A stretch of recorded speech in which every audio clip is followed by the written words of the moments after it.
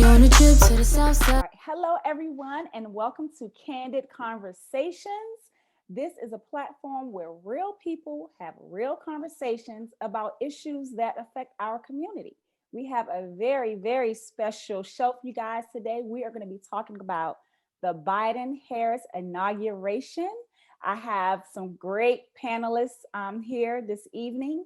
We have Miss Amanda Rivas, who is an educator. We have Stephen Dunlap, and for what I know that he is retired from the military. And we also have an amazingly talented artist, Mr. Brian Herbert. So I'm going to give everyone an opportunity to formally introduce yourselves and tell us where you're from, what you do, and all that good stuff. First of all, good afternoon or good evening. I wanted to thank LaDuanya for creating the platform and inviting me on the show. My name is Stephen Dunlap. I hail from Columbus, Ohio. I am a native. I moved here in 1993 to go to the almighty Morehouse College. And I am a father of three, husband of one, and only one, and for almost 18 years. And had a real estate development company, started back during the late 90s, and also had an experience with the Olympics where we had started a company called Go for the Gold, where we did fairly well and was able to spur that money into the real estate company. And it served me pretty well. And I also served in the military in a special ops unit. And all those different experiences kind of make me who I am, and I'm still a student of life. So I appreciate it. Okay, well, welcome and thank you for that. You're definitely going to bring a great perspective on the conversation tonight, and I definitely look forward to it. Amanda, could you please tell us a little bit about yourself? Sure. I'm Amanda Rivas. I am an educator here, an elementary school educator here in Georgia. I hail from the Bronx, New York. I myself have grown up in different kinds of environments, and that experience has kind of made me who I am. And I'm always looking to have cultural conversations, have political debate. I think it's very important that we as a people, as a society, discuss who we are and what we stand for. And I am a mother of two wonderful children, wife to my one and only. And I'm just so excited to be here tonight. Thank you, LaDuanya, for inviting me. Oh, absolutely. And thank you so much for blessing us with your presence. And I know we're going to learn something from you this evening. And I know we're going to get a few good laughs from you as well. I love Amanda to pieces. And I didn't say that our husbands are cousins. So that's how I know Amanda. Our husbands are cousins. So we're family and we've gotten close over the years. So Mr. Bryant. It's 2001. I'm a visual artist, a educator, a curator. I started the visual arts program at the Southwest Arts Center in 2001. I'm also, I'm an educator, so I teach art in elementary school here in Georgia, like Amanda. Which I love teaching. Just for me, I'm an artist. I always tell them I'm an artist first, but I love teaching. I love giving our kids what I didn't have access to. You know what I mean? Somebody to provide visual arts instruction and information, and so I give it, as much as I can pass it out to our youth and just youth in general. But I know our youth suffer and fall short on some of those necessities in that field, in that arena. So I try to provide it the best I can, and I take advantage of any outlet. So, but I'm here in Atlanta. I got a father of two. Both my kids are grown in college. One is a senior in college, and one is a sophomore in college. And I went to Southern University, studied art there, Baton Rouge, Louisiana. Had a great time, and yeah, I'm here. So. Thank you, and I appreciate you inviting me on in this conversation. You know, to pop in and see Steve. You know, I ain't seen Steve in years. Man, I was like, that's Steve right there. And then Wow. opportunity Yeah, to meet Amanda. You know, how you doing, Amanda? absolutely. Me too. Yeah. I love it. Well, thank you so much for your time and what you pour into the students. You and Amanda, I mean, it's truly an honor to be around great educators. And I definitely appreciate all that you do, because there are some great educators out there, but then you have some who are just there for the paycheck. And What paycheck? girl, y'all get paid something. So I'm always one to support, promote, and encourage the amazing educators that I know, because it's not easy. I taught preschool for 1 year, class of 3-year-olds. Oh my God. Mm-hmm. So hats off to you. I would never do that again. See, everybody's not supposed to be a teacher. And no. Okay, so anyway, we're going to go ahead and get into today's topic. We're going to be talking about the Biden-Harris Inauguration 2021. And before I begin, let me just say, the night before inauguration, right? January 19th, turn on the TV, I see 400 lamps that were lit on the mall around the water that's there. Reflecting pool. Yeah. Yes, around the reflecting pool. And it was such a beautiful sign of what's to come. I wasn't planning on doing it. I wasn't acting. Like my natural reaction to seeing that was this. I literally took a deep breath, and I felt so relieved. It was like stress that I didn't even know was there, just in that instant, you know, just in that act of humanity, and the example of just showing compassion, what we had lost, you know, the leadership that was to come. I was just like, wow. Now, this is the America that I know. This is the America that should have been. You know, this is what we've lost the past 4 years. And so I was like, oh my God, thank you to the Biden-Harris administration for even just that, you know. And then they began to show the flags that they put out on the mall, because of course, due to COVID, we could not be there. So, I mean, the night before, I was just like, wow, I slept really well. I agree with you. I agree. It was like that waiting to exhale moment. Yes, it was. It was like, okay, but at the same time, I'll be honest, I was like, oh, he better not mess this up. And also, I hope something doesn't happen to him and her. I mean, it was almost that same dread that I had when Obama was about to take over. I was like, oh, you know what I mean? Like, it was just like the dread because of what happened on January 6th. It's all been very difficult for me to process. And once it finally took fruition, right? And you're right, it was a beautiful show of unity, a beautiful show of empathy, a beautiful show of, you know, leadership, as you said. But there's just so much work to be done that I'm like, okay, you know, yes, we got to get started, but there's so much work to do. There's a lot of work. There's a lot of work to be done. But oh my gosh, I was just like amazed. I was at peace.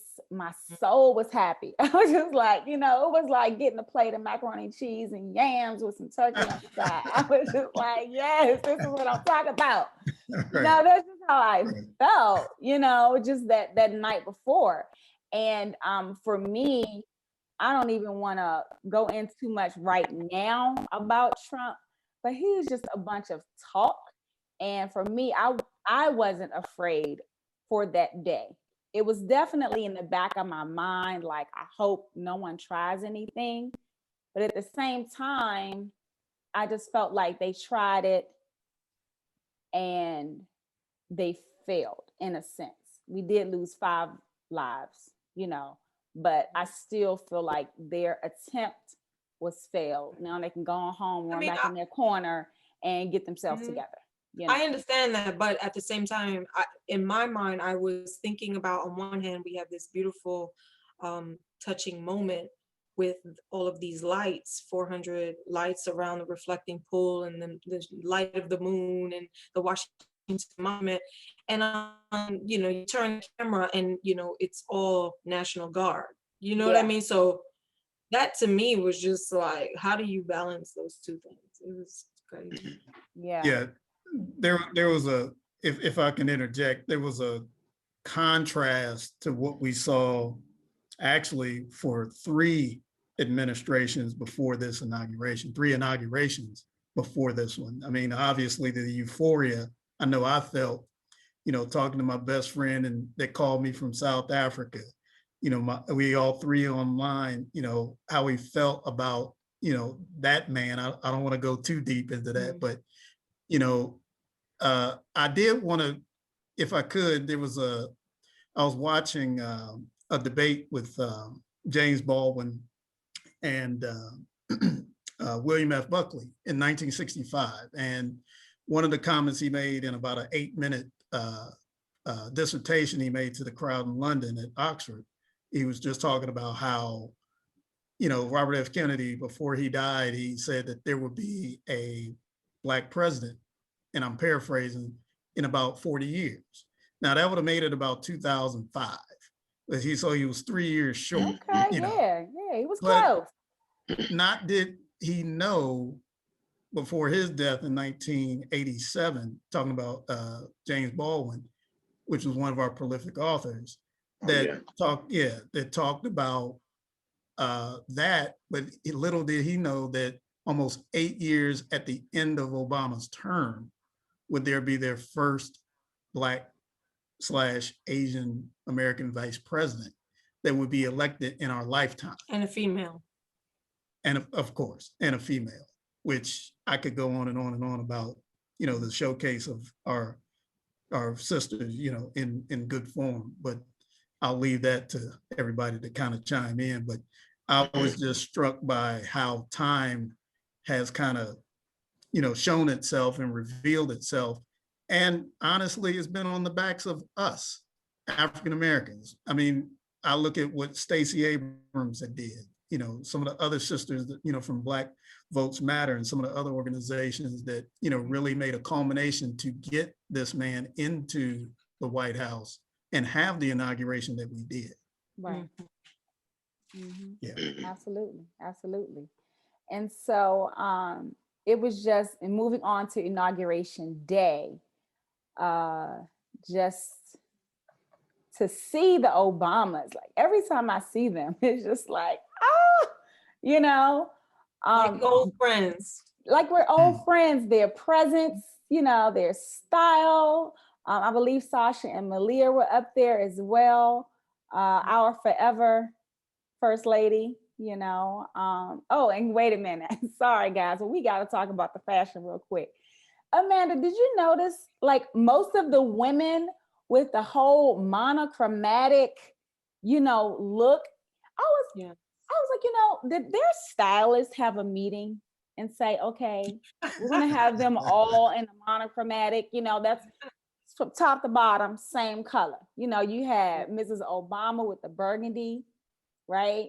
You had J-Lo with mask, gloves, coat. Yep, absolutely everything. Yeah. Yep. I believe one of the Biden daughters had on like the all pink. Yep. They had to have had a meeting and been like, this is my color. Don't you wear my color. Because not one was double. But then it was like, how you get ready for prom, you go to prom, your worst thing, you just like, I hope no one else has my dress. I hope no one else has my dress. I wonder if anybody was mad, like, no, they're not rocking the monochromatic, and get mad at their stylist, like, really? That's funny. But it was amazing. It was amazing. And speaking of J-Lo, while we're talking about the fashion, what did you guys think about her song? She, J-Lo, she actually sung this land is your land, if you all remember that. Does anyone have anything to say about her performance and J-Lo singing that particular song? This land is your land. I know for me, I just felt like I loved it. I thought it was beautiful. You know, of course, she's no Fantasia. She wasn't kicking off her shoes, and she ain't take you to church. She's not supposed to. Okay, but she's been taking voice lessons because she was better than like her first album. So let's just give her a little bit of credit. Yeah, no, she did an amazing job. I'm just saying. Some people are trying to give her flack because she ain't no Fantasia or Patti LaBelle. She's not supposed to be. She stayed in her lane, and her performance was beautiful. And the song choice was perfect, because I don't think there isn't a man alive who does not appreciate Jennifer Lopez's beauty. Okay, she's a Latina woman, you know, and for her, she's an American. And for her to be singing that song, "This land is your land, this land is my land," saying to the people on the right, hey, you know, I'm American. Now y'all gonna tell me to leave? Like, I'm J-Lo. What? You know, that's one of the messages I took from her singing that particular song. I felt like it was well thought out for her to sing that particular song. Yeah, I agree with you. I mean, I liked the segue. She had a blender. And at first, I'll be honest, the only part that I was like, was when she started screaming in Spanish, you know, she's very, you know, excited to the people and all that. And I was like, oh, come on. And then she said, let's get loud. And then she lost me. I'll be honest. That part, I was just like, really, J-Lo, you just have to say, let's get loud. And nobody got loud because it was like 20 people there. 20, exactly. You know, I'm exaggerating, but you know what I mean. So I was just like, come on, calm down, girl, calm down. But I was happy for her. And, you know, I don't want to seem like a hater and anything like that. But no, I think she had a very good execution. And I think that, you know, she, of course, looked beautiful doing, you know, the performance or, you know, performing up there. And I, you know, I thought the message that she was giving in discussing this land is your land, this land is my land. I mean, it's an old folk song, right? But it really just embodied, I mean, it embodies everybody who comes here as an immigrant, as, you know, a person who feels like they don't belong. Those of us who have to deal with the two, you know, opposing perspectives, right? The hyphen that we live in, right? You know, so I think that was really important for her to say and for her to take her moment up there to say, especially because of the diversity this administration is purposefully putting forward. I thought that was like almost like you're not gonna take this away from us, you know, like this, we're all here and we all deserve to be here and we've earned our place, you know, like we've earned our place. And I'm not even gonna go into the fact that Native Americans were here first, but I mean, come on now. And you know what? I mean, that is absolutely right. I mean, okay, so if I could just take a little educational moment just for a second here. Okay, Ms. Rivas. So I am a social studies. I am a social studies teacher, right? My first degree was in Latin American and Caribbean studies. And then I ended up getting into education later on and so forth. But one of the things that I've always, you know, that always interests me is perspective throughout history. And I believe that there are many histories, right? We always talk about, oh, American history, and even people say, oh, Black history is American history. There are many histories, right? We have to always take that into account. And so for so long, you know, the Native history has been cut out, right? And we have put this Eurocentric system into our schools, into our education system, into everything that we do. It's you know, unnecessarily Eurocentric. And so I do think that having that song, which was a white folk song, but using it to to like almost like us claiming it to say, hey, now it's for the masses, you know, I think unify that us. might have Yeah, I taken a remember, bunch of people and put it upside on their head. yeah, I remember learning that song in elementary school in DC. I think I was in third grade. I literally remember the book it was in. I remember music class and us singing it, and it meant something. We felt that song, you know, and so I know I appreciated that. So, you know, good job on that one. And then, but this is the last thing I'm gonna say about the fashion. But I love fashion. Just gonna let y'all know that right now. Can I just say I absolutely loved Gaga's eagle. Oh, Guys, girl. the eagle that was on her dress. The big old bird. The That looked big like old, like, where can I get swoop an and eagle? take her away. Like, yeah, I want an eagle. Like, I loved it. I loved it. You know, she didn't get the monochromatic, you know, memo. She probably wouldn't have followed it anyway because she's Gaga. Maybe she did get it. Was like, I'm gonna do, you know, just the opposite. But yeah, love the eagle. So yeah, shouts out to Gaga. That was. I mean, I liked Biden's suit. Like, I was like, he is tailored to the nines. They hooked him up. Yeah, was it blue? That Was it a navy? Yes, it was navy. It was beautiful. So yeah, I This got is a Joe Biden special I got on right here, you know. Okay. oh. No, I'm just kidding. Okay. We see you. Go ahead with it. No, I'm just kidding. Here you go, boss. And then you know, we cannot talk about inauguration without mentioning the amazing Amanda Gorman. Okay. Yeah. That poem. Okay, when it was on live at the time, my house was a little crazy, right? Because my kids are virtual learning. It was exactly lunchtime, and I'm the lunch lady, okay, among everything else. So the kitchen was crazy. It was busy. We had sandwiches flying, chips. It was real busy. You know, it was loud, kids laughing, talking, and I had an extra teenager in my house at the time. So we really didn't watch it live. We saw her. I was like, oh, how old is she? Oh, look at her yellow coat. Oh, she's doing the poem. Oh, okay. She's the new Maya Angelou, you know.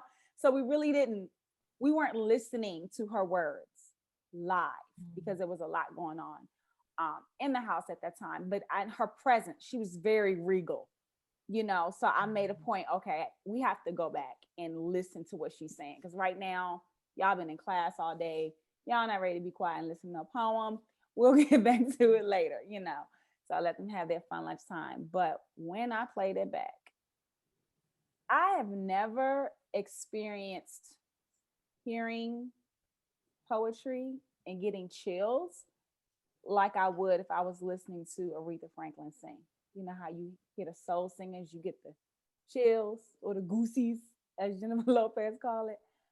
I got the chills from listening to her poem.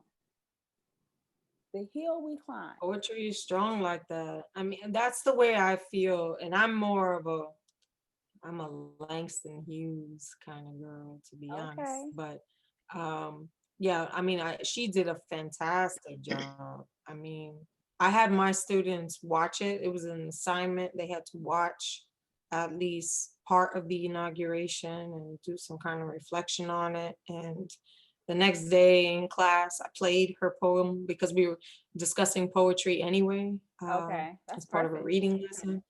So yeah, it was perfect. And you know, I thought it was fantastic. The rhyme, the alliteration, the poise that she showed, and the pride around the poem. And I don't know if you know this or if you've read about her afterwards, but you know, she has a speech deficiency.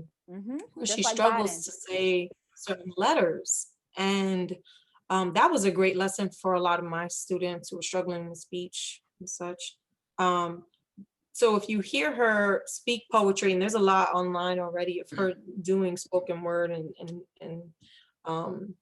poetry, and then you hear her at the inauguration, it was like, she just like trashed that shell. She just came out. She was just like not playing around. And Really, it was, she used Lady Gaga's bird, I'm sure. She But performed it, the she just, hand movements and it's serious and everything. I mean, her like even the brow, like everything was working, you know, and it was just so, it was majestic. It was very moving. Absolutely. She's so talented. So talented. yeah, yeah. for What do you sure. think, Brian? Guys, Brian, Okay. any comments? Yeah, I was trying not to Yeah. take all the air out. I'll wait for Brian to chime in. And I know he's a methodical brother, so I'm waiting for him You to know, throw yeah, something man. on You there. know, I don't get too emotional on a lot of that stuff. You know, I'm like, show me the action. You know, I want to see where we going because you know, the misconception is that things got bad when Trump became president, Right. but things always been bad for us in the United States. I mean, you know what I'm saying? I mean, we've had pockets of this and that, but we've always had it bad. So my thing is, who's gonna come in here and do the right thing? You know, so before I can get excited about any of it, I want to see the work. So you know what I mean? I hear That's that. pretty much it. I hear Yeah. that, but you know what I will say is that the way that you present, right? Mhm. Like it's like the presentation, like even if it's like a good meal, the Mhm. presentation is gonna be what's gonna make you want to take a bite. And Mhm. for me, it was the same thing. It was that night before, right? Mhm. That moving, um, Yeah. empathetic moment. It was, you know, even before he was inaugurated, to Mhm. start appointing people of color throughout his cabinet, women of color throughout his cabinet, women in general, right? It Mhm. was like he was trying to set the mood, and then we get to inauguration day, and everything just fell into place. And yeah, like there is a lot of work to do, but the presentation makes people want to get involved. The presentation makes people sit up and pay attention. And I think that was so smart of this administration to recognize that, because really we're looking also at a new generation of visual thinkers, visual learners, right? This generation, they're judging whether or not they're getting involved, not by the action, but by who's speaking up, leaders that they can see, social media, right? All of this is so very visual. So to have that presentation be so visual, so touching, so moving, so empowering, I think was very smart of them. It kind of reminds me, y'all might not like what I'm about to say, but it kind of reminds me of like your McDonald's and your Burger King and your Taco Bell advertising when they do commercials. You know, they create the presentation and they spray the food. And as a kid, we see it and be like, "Oh, that hamburger looks so delicious." They like, "Man, that hamburger is about 3 months old. We just spray it down a little bit and It's actually knock the dust off of it, and we take a picture." Yeah, and you're like, "That's smart. That's right. Presentation is boom." You know, but if you eat it, you're not gonna. You can't eat that food. It's not healthy. So you know, so I'm just, you know, I just want to see, hopefully, that, you know, all this stuff is just, you know, and it's not. But don't Like, you think, let me just ask, do you think that that's fair what? to put it on an administration to make right what has Yeah. been so wrong for No, centuries? it's their job. They should be pushing to make it right. Pushing Because to make it things right, like, but Obama pushed to yeah. make it right, but he didn't have all the cards. Well, I Exactly. mean, So he it's that support. it wasn't a lot of push for us making it right in for most presidents. I mean, if you check all the presidents, let's keep it real. Let's keep it real. It has not been, even under Obama, it has not been a lot of push for us. So Kennedy, I mean, you get different Obama, Kennedy, a couple good ones in there that do a little something or try to. But for the most part, you want them to do their job. We should not be dealing with, like, okay, if police brutality is high priority, it didn't just start happening. Right. been happening. Yes. You know what I mean? With decades, 50, 60, you know what I mean? We can go down the line as far as, lynchings and It's because it's massacres of black systemic, right? towns. Yeah. Right. Then you got Tuskegee experiment, and you got all these other experiments that never get mentioned. Move had, dropping bombs on houses. I mean, it's been a very rough, not even that, just a rough ride is not saying, that's to say the least, for Black folks, people of color, indigenous people in America. Mhm. So yes, it's their job. And I would just, I would love to see them go in there and put the smash down and be like, yeah, that's what's up. Yeah. That's what should happen. Well, see, I They're not truly going to do it all believe. 4 years, of course. But if they're just making, mhm. Yeah, I was gonna say, I truly believe that Go ahead, Lola. Biden and Harris, they're going to give it 110%, Mhm. As did Obama. Mhm. There are certain things, like Amanda was saying, he just couldn't get done because he didn't have that support in Congress. But one thing I can say is the hate that Mhm. kind of revealed itself in this country during Mhm. Trump's time is just what we're battling. We're trying to, it's always been there, but hasn't always been so vocal. They haven't always been so bold, and Well, that's the part that was really scaring me, even when I will go to Mhm. different places, in North Georgia, and the treatment and the looks was a little different in the past 4 years. So little things like that is something I'm looking forward to changing. They need to go on back in their little holes, wherever they were, change their hearts, get it right, something, because we were not going in the right direction. Yes, we have a lot of work to do, They but prefer to he go was back to definitely taking us back. The work that had been made, it was just being demolished, by the Trump administration. So I'm just looking forward definitely to. a lot of progress has been set back. But I will Yeah. say this though. It has led to a kind of reckoning.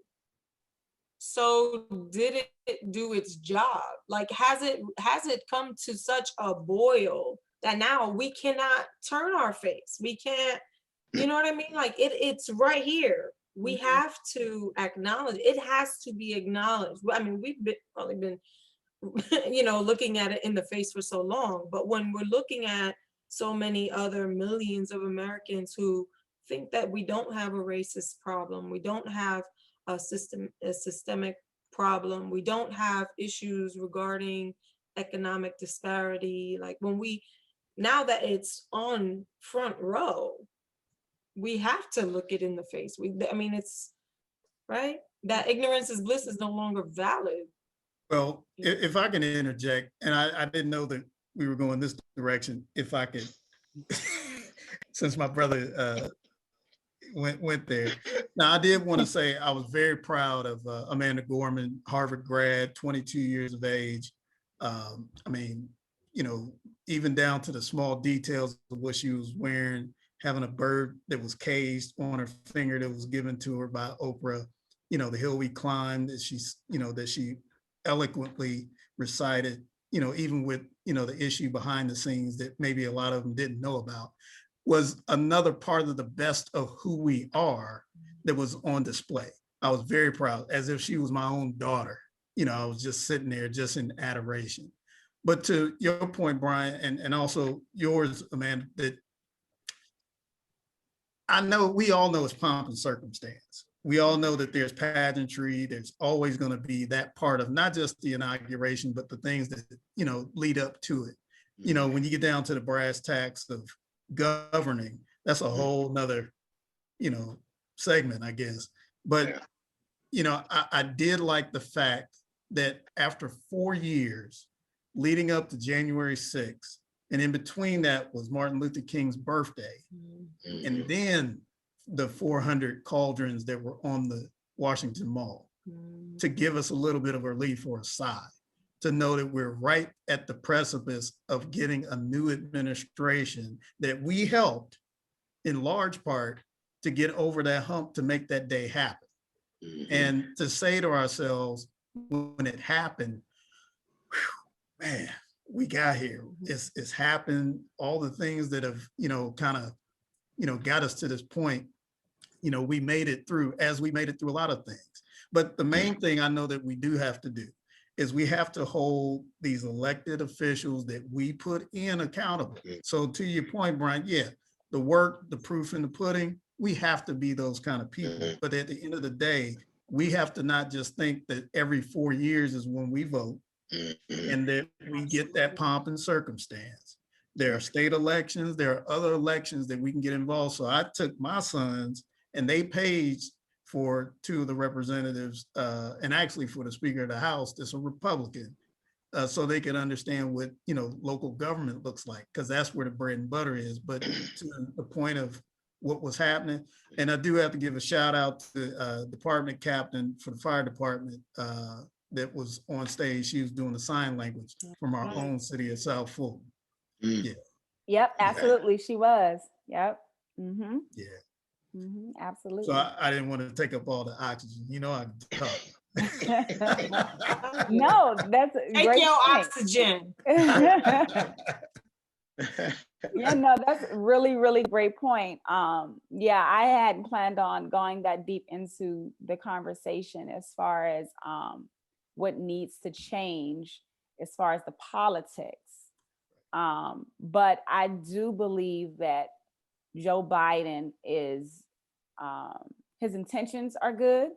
He's And the right guy at the right time. I mean, day one, after the parade, he did more in 30 minutes than, Trump did in 4 years. Absolutely. So he's doing the work. He's already released, I didn't look at the numbers, but millions of the vaccine. 200 million to be exact. Okay, thank you. 200 million. And there'll be a total of 300 million available by May. So the work is being done, and that's his top priority is combating this coronavirus so that we can get back to a sense of normalcy and even better than what we were before. So we have to also look at ourselves. What can we do to make things better? We can't always depend on the president, the vice president, senators, and Congress to do it right. How are we even treating each other? How are we treating our neighbor? It's just small things. What are you doing in your community? Because those small things really do make a difference. And if someone notices you, doing something kind or doing the right thing, then they'll catch on and do something kind and do the right thing. Just for example, we have to make sure that we instill it in these babies too. It's very important. Absolutely. Yeah, you have to be an example for your children, for the kids in the community, so that, not to sound cliche, but we do want this world to be a better place. And think about the past 10 years, how much history, like what in the world, these history books are gonna be crazy. These kids are not reading in the books because they probably won't even be any books, in 20 years. But what there's always going to be books. How dare you? It needs to be books. Hey, it needs to be books no matter what technology. That's right. So that's why I'm trying to do what I shared with you guys offline, to bring that back into the fold. Yeah. Oh, yeah. I love a good library. Me and my kids, we were always at Wolf Creek. So yeah, I'm a fan of books. I'm just saying, whatever they're going to read this history in, right, these kids going to be like, this happened? No. Like, for real? Yeah. What? But you know what? Again, the youth have seen this unfold, right? The youth have seen the death of a man on TV. And that to me, right? I mean, I remember being their age, right? I like my 5th graders, in the classroom, they wanted to talk about it. Let's talk about George Floyd. Let's talk. When I was their age, I remember Rodney King. I was their age. And we haven't come that far. Nope. Do you know what I'm saying? Like, it's just like, he didn't die, but he could have. He was close. You know what I mean? So it's like the history books are going to reflect, sure, but this group of young people, they were out there protesting in the streets too. Sure were. youth. Mhm. It's almost like it reminds me of Freedom Summer, you know, the fact that all of these children were marching. Did you take And your now children we have, down? I'm Did you sorry, take your children I down? sure did. I did too. Mhm. And Yeah. I took mine as well. I took my And oldest they're too. going to Yeah. be, yeah, they're going to be more aware. And I think that that's just so important. You know what I And mean? the fact that they saw with the voting process, we literally saw, you know, the votes counting just like one by the hundred. I mean, in live action, it was just like, oh my gosh, you're just sitting there. You know, I had never experienced an election like this past one, where in real time we were able to see, oh yeah, our votes, they count, each and every one of them. So I think that's Absolutely. one of the most important Absolutely. things our children have learned this past year. And to take them with you. Like I always take my kid, every Mhm. time I go to vote, I take my kids with me. Obviously they can't do nothing, but they can watch and they can be, you know, there when and witness mom and dad are part of this process and they have a voice. And when they are of age and they turn 18, it's gonna be their turn. And you know, we have to normalize it for this generation. We have to Yeah. normalize it. Shout out to And Latasha Brown from Black Voters Matter. She organized not just Black voters, but all different millennials and all those oh, that help absolutely. And carry Mocha a lot of the Johnson, states. yeah, Mocha Johnson also in Athens. I mean, they work so hard to get enough people, or not even enough, because it's never enough, but to get a lot of people registered, to get people to the polls, and to spread the word, constantly holding rallies. And this was a very dangerous time to do all of that, you Mhm. know, and Yeah. they put themselves out there, and But because they wow, knew look at what we can do and the things that we endure even in the midst of COVID, the way that we're treated in this country. I mean, I can look at my life and say, you know, I've had a pretty decent life, uh, you know, but I've had my run-ins with the law. You know, I ain't gonna, you know, throw no stones or anything, but you know, I've had, you know, a few run-ins, but at the end of the day, you know, I look at my 14 and 15-year-old sons, you know, what life do we live or leave for them as we organize some of the things. I mean, look at what we did to organize these efforts across the country, and especially in this electoral process that we have to really go through instead of the popular vote. But now it's, you know, like we were talking about earlier, to get to these inaugurations that mean things to us, when are we going to really start holding these people accountable, not just getting our vote as some pass for power? True. What we have to do as a community, as a Black and Latino community, is hold our elected officials accountable. Like we need to call the offices, we need to send emails, because I know I do that. You know, even when it comes down to, you know, main roads having all the potholes and, you know, things in it, just the small things, the big things, you know, you have to call them, email them, because guess what? The other communities, they do that. They call, they email, they don't play that, you know, where we feel like it's too big, you know, those people aren't tangible. There's nothing we could do. There is something we could do. You That's know, true. you And internet, they form nonprofits with grant writers to be able to raise funds so that they can not only make those phone calls and emails, but have finances to support candidates that are going to support their causes for their communities.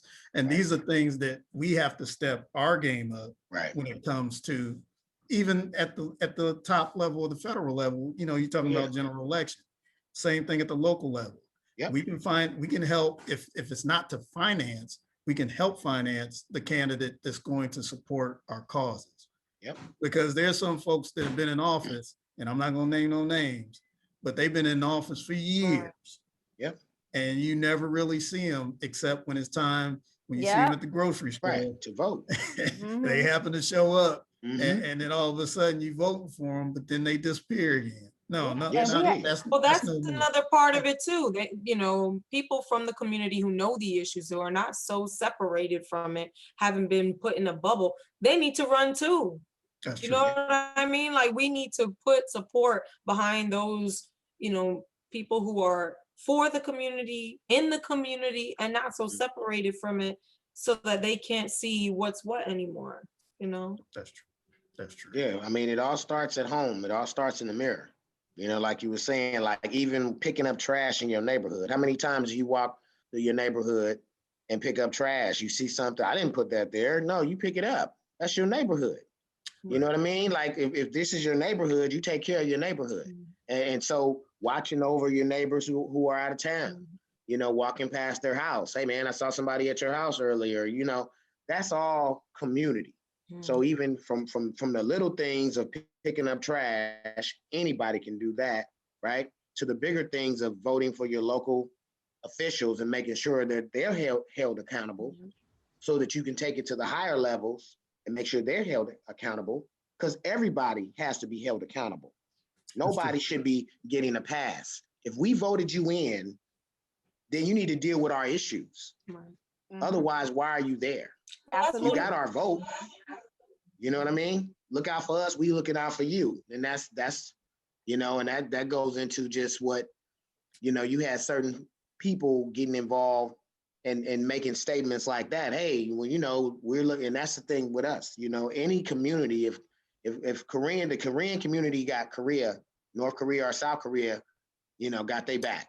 You know what I mean? They come together as a community. Hey, we want these issues dealt with. We're having some problems.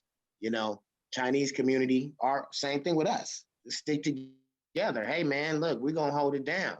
If it's just this particular, let's say South Fulton neighborhood, one particular neighborhood in the city of South Fulton, that's just like sticking together like glue.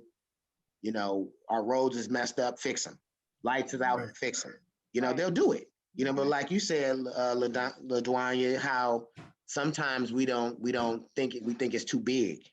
You know, when in reality is all we got to do is just deal with it. Hey, listen, these roads is terrible. We got potholes, people's rims are getting dented up every other day. We need y'all to fix this. Well, no, we can't. No, yes, you can. This is our tax money paying for this. Get down here and fix it. We got this many people behind this cause. Let's make it happen.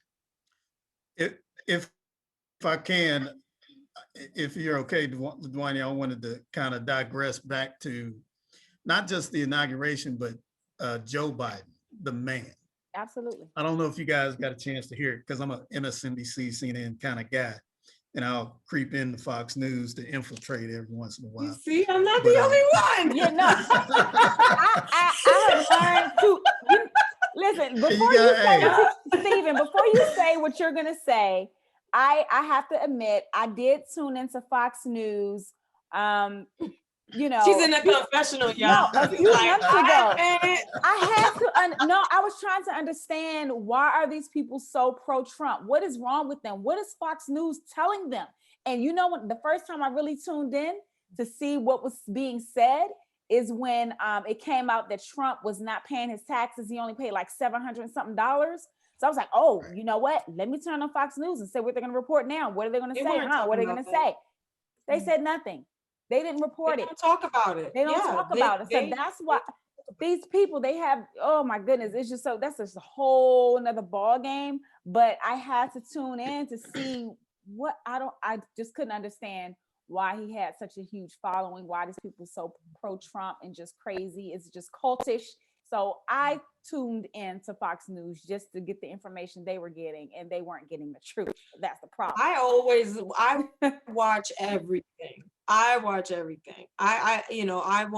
shun away. After a while, I might get mad and just. I was gonna say, I can't. I just get so upset. But I can't do too much Fox News. It's important to hear all sides, though. It's important to hear from different senators that they won't go on CNN, or different governors, right? It's important to kind of see the spectrum. And you know what I've noticed? No matter what you say, no matter what happens, they're going to think this one way, and it's just frustrating to no end. And I can't take it. But they think the same thing about people who watch CNN. I don't know how, because, you know, Shoot, we're telling the truth. I work for CNN, but I watch They CNN think the every same night. thing. Okay, That's what I'm saying. You have every night.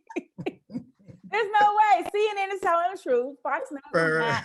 Plain and simple. Okay, now that we've gotten that out of the way. Okay, Stephen, please, what were you now? You just hit a hot button. Talk about Fox News. Hey, that's all right. About to come out my jacket.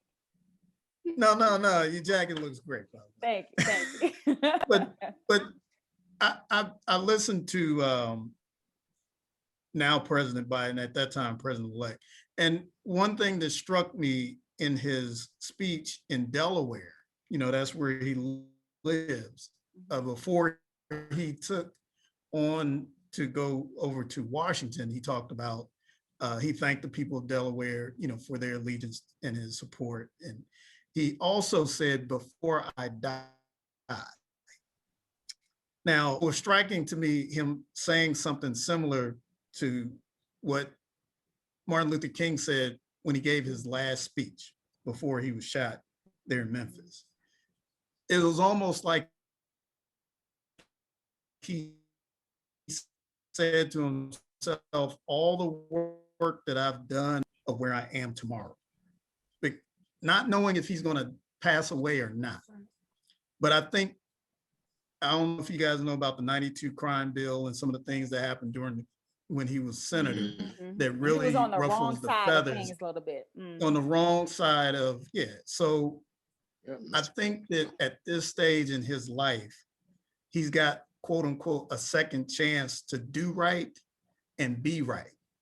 Because at this stage of the game, all he has is history on his side. Well, absolutely. And I think that Kamala called him on it during the debate. Absolutely. She sure did. And I think that, she sure did. And so it was a thing where he knew that by making or by appointing her his vice president, she is also going to hold him accountable. Absolutely. Yes. And I think that it was just so strong and almost humbling of him to realize that, you did do wrong. You did wrong. And many Democrats at that time were acting crazy. And so now it's time for you to make amends. And now it's time for you to set some things right. So I feel like she is almost his moral compass in this. Absolutely. And I feel like she herself, she is just the right mixture of what we need right now in Washington, of course, female, and of course, being both South Asian or Indian and African American or Jamaican American. She's Black, right? I don't know what term we're going to use. Hey, it's America. BIPOC, like everybody, right. So many things that we could identify. But isn't that beautiful that she has all of these identities, and it's almost like a window into what we can expect. And Biden is the name on the ticket that people initially were, voting for, and he himself is a moderate, and kind of, he has that bipartisan support. And so I feel like it's just a good blending of things. But you're right, he has a lot of things he needs to atone make right and atone for sure. And he did say, "Before I die," and I don't know, I thought, in my mind, when I heard him say that, it was more because of the death of his son, and maybe that's why it was in the back of my mind. But I didn't even think all the way back to crime bill. You're absolutely right. Yeah, that is, to me, it was significant. But I got to give out a shout out to my brother Eddie Glaude. You probably seen him on MSNBC, another Morehouse brother, bringing the heat. He talked about the moments that these inaugurals bring and the perspectives that we have when we see them, the aesthetics. And a good quote from Dan Rather, he said, "Image is worth 1,000 facts." And that means is you can see all the images and you can have all the facts on the other side, but they almost have to meet somewhere in the middle. Because we've already had an example of 4 years of lie after lie. The Jim Jones effect of the 19 is on trial right now.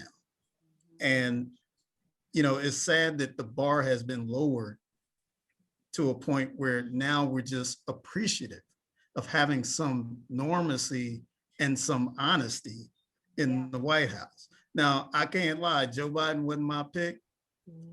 I was pulling for Kamala on the top of the ticket for some different reasons, but I will say that Joe Biden is the right man right now to be president. Experience, he's being under the wing of, President Obama. He has some insight. I know Michelle has been in his ear. I know Dr. Biden has been in his ear. So I think he is the right guy. And don't think and don't get it twisted that Kamala is waiting in the wings. She's learning everything she can from this guy right now. So I think she's being primed, but she's already had experience, as a legislator, as well as, in her attorney general role. So I'm confident in the administration will get some things done. It's just a question of what gets done at this point. Absolutely. Absolutely. Well said. Well said. So yeah, I mean, I'm going to go ahead and wrap this conversation up. I do want to ask. Oh, we're just getting started. I do want to ask Brian if you have any last words to add to the conversation, and as you guys just kind of think on your last thoughts. I do want to mention, since our initial topic was the actual inauguration and the celebration, that the fireworks, the fireworks at the end of the night were absolutely amazing. I have attended 2 inaugurations before this past one, President Clinton and of course President Obama. And I had never seen anything like that before in my life. I've been to the mall for year after year for 4th of July, because I am originally from DC. So it was nothing to go downtown for these different events. But oh my goodness, it was amazing. It was almost like they were saying to the world that America is back to, being the America that we all know. They spared no expense, and it made a huge statement, for me. It made a huge statement, that beautiful display of fireworks. It was just amazing. So I definitely just wanted to comment on that, because I was moved. Brian, I know you weren't. You like, yeah, I mean, whatever. Look, I didn't expect anything less. Right. Hey, look, I didn't expect anything less firework wise and all that. I knew they were going to go all out with the bang, which they did. Yeah. And that's what it is. I do want us as a country and as a people to be able to properly move forward and see some serious progress. It's that time. I think it's that time, period. No matter who's in office, it's time for us to step up, and it's time for whoever's in office to step up. But I think it's our time, period. We've seen enough stuff we've seen enough misery, pain, and destruction. If not in our lives, our parents, grandparents, great-grandparents, that it's time. Our kids and our grandkids don't have to see that same. I truly believe that they're not going to have to see the same ugly that has been seen in the past. So that's my last words on that. I mean, I hope and pray and stand firm on just being down to make the changes. Like me and Steve, we've been talking about stuff like this for years. You know what I mean? And a lot of brethren, sister, and we get together, we talk. A lot of us put in the work as well. We take care of our kids. We raise our kids right. You know what I mean? We pick up trash in our neighborhoods. We just got to keep on that path, man. I think Atlanta is a beautiful place. for a lot of us who came here from different parts of the country, parts of the world, to settle down and be those examples, you know, not only for our families, our kids, but to each other, so that we would have kindred, you know, connection. Oh, you out here from where? You from DC? Well, shoot, I'm Right. from here in California. We doing it, you know, are you from Ohio? You from, you know, and we get together and build, and, you know, and I think that's major for us right now. You know, all of us, period, you know, just to move forward motion, you know, and stand strong. So, Stephen. Well, first of all, Dwayne, I thank you for allowing me to come on your show. And pleasure to meet Miss Rivas and to see my brother Brian. Man, you already know, bro. Straight up. You already know.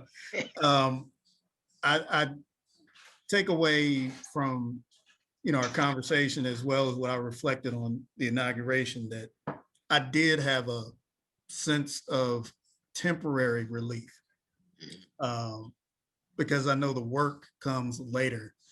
It really wasn't a celebration in my spirit at that time, because I had so many different things running through my head from my background, looking at National Guard and, you know, the separation of all the people because of the pandemic, and then seeing the pomp and circumstance on the stage, you know, that was, you know, showing us in good and tall order. But to get to the crust of who is going to be governing and running this country, I think that we are in better hands, but time will tell, you know, how good those hands carry us, you know, across these finish lines. I'm just prayerful and hopeful, and holding some accountable, specifically those that are in my district, you know, as congresspersons, and also our senators.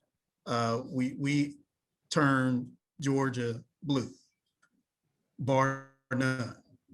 And I'm just saying that, you know, we gave the Senate to this president.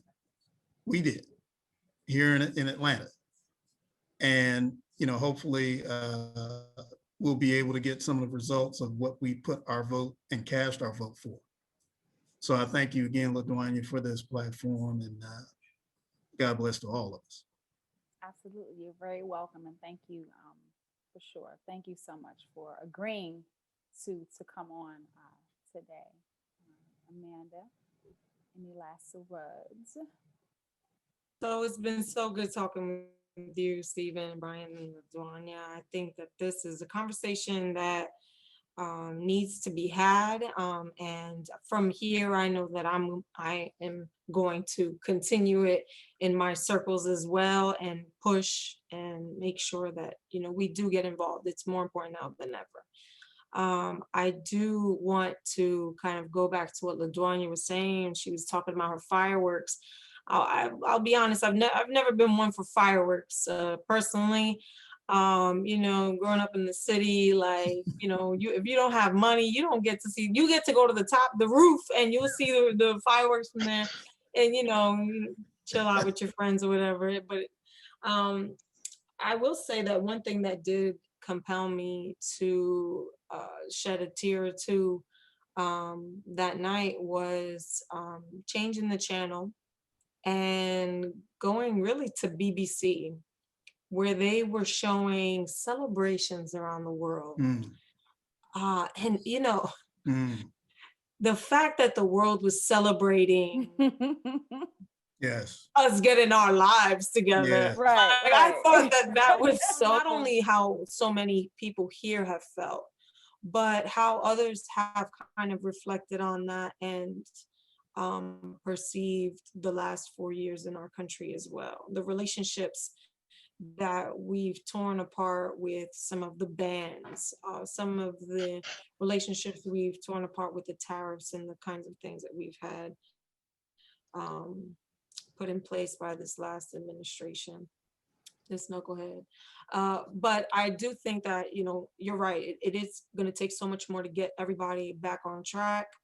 It's going to take a lot for us to continue holding them accountable. Not even, you know, we can't put all of our stock in one man. And I think that that's what people, you know, saw in this last administration, they put all their faith in one man, and, you know, men are faulty, right? People are of fault. So it is important that we all do our part as a collective, and, you know, just having this conversation is a great way to start. So thank you, LaToya. Oh, absolutely. And thank you. I did not plan on reading this poem today, but through our conversation, I decided I definitely want to close out today's show by reading an excerpt of Amanda Gorman's poem, The Hill We Climb, just the last bit of it. When day comes, we step out of the shade, aflame and unafraid. The new dawn blooms as we free it, for there's always light, if only we're brave enough to see it. If only we're brave enough to be it. When she said that the chills, and it, for me, when she said that, it was a challenge for us to do better and to be better. So hopefully we'll go back and just read her words, play her words. Like Amanda said, she made sure her students heard it. And it was just a beautiful, beautiful word for a perfect time. Like the timing was just perfect. Like even going down to how Dr. Biden found her, you know, it was just ordained by God, you know, that they met and that she was prepared for this, you know. So hats off to her parents, her village. Hats off to this village. You know, we're all raising kids and have raised kids, and we're doing the best we can. And I just challenge us all to continue to do what we're doing and do more, be good examples. And yeah, I just thank you guys so much for joining us, for joining me for this conversation. And I do hope that the viewers feel inspired and challenged to do better, continue to make a difference in their circles and their communities. And yeah, thank you guys for tuning in to Candid Conversations. I'm a southern girl, yeah, I'm from the dirty south. See it in Milwaukee, hear it coming out my mouth. Mob town to A-town, you can walk it out. Real shooters, real gangsters, ain't no talk it out.